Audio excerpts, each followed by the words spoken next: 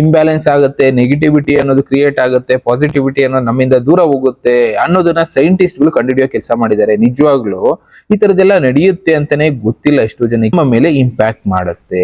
ಆ sound waves ನಾವು ಹಾಕುವಂತ ಬಟ್ಟೆಯಿಂದ ಅದು ರಿಲೇ ಆಗ್ತಾ ಇದೆ.